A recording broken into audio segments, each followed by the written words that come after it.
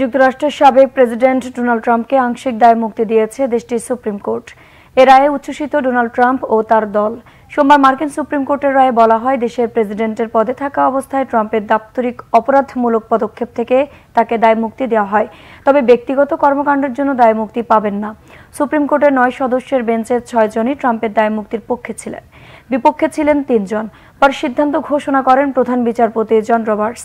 আদালতের সিদ্ধান্ত অনুযায়ী ২০২০ সালের নির্বাচনে কারচুপির ঘটনা জো বাইডেনের জয়কে স্বীকৃতি না দিতে তৎকালীন ভাইস প্রেসিডেন্ট মাইক পেন্সকে দেওয়া নির্দেশনা এবং ক্যাপিটালের দিকে যাত্রা করতে ৬ জানুয়ারি সমর্থকদের প্রতি দেওয়া ট্রাম্পের নির্দেশও দাপ্তরিক কাজের মধ্যে পড়ে। এর রায়ে উচ্ছ্বাস প্রকাশ করেছে ট্রাম্পের দল রিপাবলিকান পার্টি। এ নিয়ে সামাজিক যোগাযোগ মাধ্যমে ট্রাম্প লিখেছেন, এটি যুক্তরাষ্ট্রের গণতন্ত্র ও সংবিধানের জন্য একটি বড় জয়। একজন আমেরিকান হিসেবে তিনি গর্বিত। অন্যদিকে আদালতের সিদ্ধান্তে অসন্তুষ্ট জো বাইডেনের ডেমোক্রেটিক পার্টি। মার্কিন প্রেসিডেন্ট বাইডেন বলেছেন, এটি যুক্তরাষ্ট্রের বিচার ব্যবস্থার জন্য একটি বিপজ্জনক নজির।